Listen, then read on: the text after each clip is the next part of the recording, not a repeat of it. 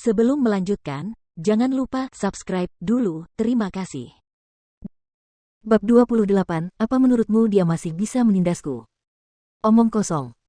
Kamu tidak akan pernah seburuk kakakmu, dan bahkan jika kamu menjadi jahat, dan kamu tidak akan pernah menyakiti orang lain dengan sengaja.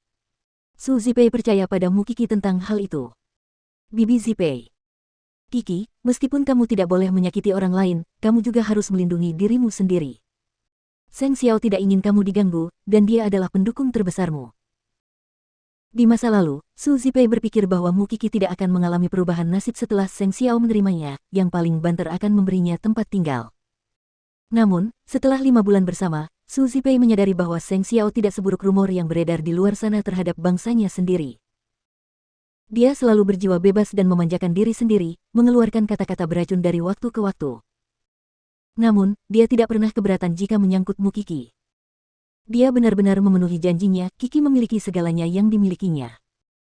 Itu saja sudah membuat Su Zipei sepenuhnya setia padanya. Dia akan masuk ke dalam api bahkan jika itu bukan karena Mu Qi. Sehari sebelum pesta ulang tahun, hasil lomba matematika diumumkan, Mu Qi berhasil meraih juara pertama kategori SMA dengan nilai penuh. Ini mengejutkan semua orang bahwa seorang gadis bisa menguasai matematika dengan begitu sempurna, dan sekali lagi mendiskreditkan rumor bahwa nilainya adalah hasil dari kecurangan.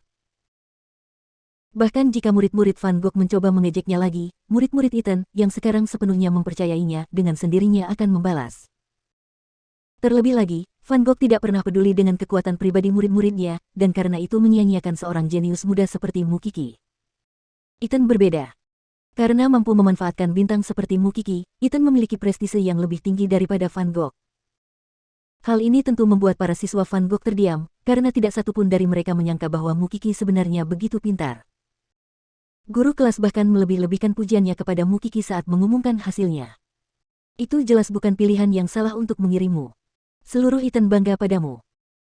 Lagi pula, meskipun Mu Tangsue telah mengalami dan berpartisipasi dalam beberapa kompetisi, tidak ada satu kali pun dia memenangkan tempat pertama. Atau nilai penuh. Oleh karena itu, makna tambahan dapat diartikan dalam kata-kata guru kelas, untungnya, Mu Tangsue bukan perwakilan mereka. Seluruh kelas bertepuk tangan untuk Mu Qi juga berarti bahwa skema Mu Tangsue untuk mendapatkan kendali atas Mu Qi sekali lagi gagal total. Qi, idolaku. Kau sangat hebat. Qian memeluk Mu Qi erat-erat. Kau tidak tahu seberapa hebat dirimu dibandingkan dengan adikmu yang licik itu. Mu Qi menoleh untuk melihat Mu Tangsue sebelum kembali menatap Qian. Aku tidak membandingkan diriku dengannya, jawabnya. Aku hanya bersaing dengan diriku sendiri. Karena Seng Xiao telah mengingatkannya bahwa dia harus menang melawan dirinya sendiri. Di sisi lain, Mu Tangsue sama tidak berdayanya dengan dia yang kesal. Mu Qi tidak lagi pengecut dan lemah seperti sebelumnya, dan telah menjadi orang yang sama sekali berbeda setelah dia meninggalkan keluargamu. Namun, kali ini dia beruntung. Mungkin dia tidak akan seberuntung itu di kesempatan berikutnya, belum lagi masih ada banyak waktu. Dengan pemikiran itu, Mu Tangsue duduk di depan Mu Qi dan memberi selamat padanya, hebat sekali, Kak. Aku juga bangga padamu. Baiklah, terima kasih. Jawab Mu Qi sambil menatapnya. Besok adalah pesta ulang tahun kita. Datanglah lebih awal, orang tua kami merindukanmu. Saya akan mengatakan ini, saya akan berada di sana, jawab Mu Qi dengan sangat serius. Bagus. Kami akan menunggumu dan Bibi Zipei. Setelah Mu Tangsue pergi agak jauh, Qian akhirnya bertanya pada Mu Qi, mengapa aku merasa dia tidak seperti itu? Apakah menurutmu dia masih bisa menggertakku? Mu Qi meliriknya. Ya.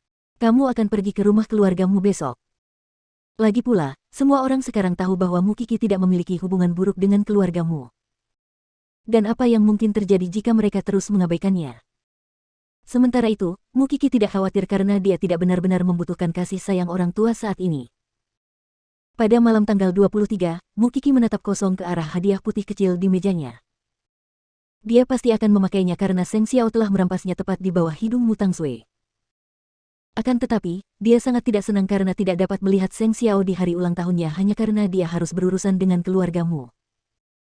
Dia juga tahu bahwa dia akan sibuk karena Huang Yao akan mengadakan acara di seluruh negeri. Tetap saja, itu adalah rahasia kecil yang tersembunyi jauh di dalam sisi egois hatinya untuk sekadar melihat wajahnya sejenak. Tanggung jawab yang dipikul Seng Xiao sebagai pewaris keluarga berlian selama persiapan akhir acara Huang Yao bukanlah sesuatu yang dapat dibayangkan oleh siapapun, bahkan meskipun dia sendiri tampaknya tak tertahankan. Tuan muda, semuanya sudah siap. Anda harus berangkat ke Paris sesegera mungkin atau Anda akan melewatkan konferensi pers untuk produk baru kami. Jing Yun mengingatkannya, jadwal harian ada di tangan. Seng Xiao melihat jam tangannya, sebelum berkata, penerbangannya jam 3 pagi. Pergilah dulu, aku akan sampai di bandara sebelum jam 2. Tapi, Tuan muda, orang tua itu sudah diberhentikan. Tidak masalah apakah aku akan pergi atau tidak. Seng Xiao memotongnya. Aku tahu betapa pentingnya hal-hal ini. Dipahami. Jing Yun menunduk. Tanpa berkata apa-apa lagi, Seng Xiao pergi dari markas Huang Yao. Namun dia tidak pulang, dan malah pergi ke fasilitas produksi utama Huang Yao. Pangeran. Pangeran. Tuan muda Seng. Semua orang di fasilitas itu sangat hormat ketika mereka melihat Seng Xiao saat dia mencari kepala desainer. Ambil berlian biru terbaik yang kita miliki tahun ini dan buatlah aksesori rambut. Apakah kamu sangat membutuhkannya? Desainnya sederhana. Ini akan selesai dalam beberapa jam. Seng Xiao memberinya rencana desain. Baiklah. Mohon bersabar. Seng Xiao telah tiba di fasilitas itu dan dia menunggu di sana selama hampir 5 jam. Bahkan sang desainer tampak lelah saat memberikan kotak hadiah kepada Seng Xiao. Ini yang Anda minta, Tuan muda Seng. Apakah ini untuk seorang gadis? Bebankan rekening pribadi saya untuk segala biaya yang dikeluarkan hari ini. Jangan beritahu siapapun aku pernah ke sini. Seng Xiao memberitahunya. Dipahami. Seng Xiao membawa kotak hadiah itu dan pergi ke rumah kecil itu. Saat itu pukul 1 pagi, dan Mu Qi sudah tertidur lelap. Seng Xiao pasti tidak akan membangunkannya, jadi dia harus menggunakan kunci cadangannya untuk meninggalkan kotak hadiah itu. Dia jarang menggunakan kunci itu karena menghormati privasi Mu Qi dan bibinya, tetapi itu tidak menjadi masalah saat ini. Tentunya si kecil akan senang menemukannya. Dia akan berada di luar negeri bahkan saat Natal, apalagi hari ulang tahunnya. Tidak ada yang tahu betapa kecewanya dia. Dengan pikiran itu, Seng Xiao berbalik dan bersiap untuk pergi, tetapi Mu Qi menyadari pergerakan di lantai bawah, dan bangkit dengan hati-hati, mengira ada pencuri. Tepat ketika dia hampir pergi, Mu Qi menemukannya. Xiao Xiao.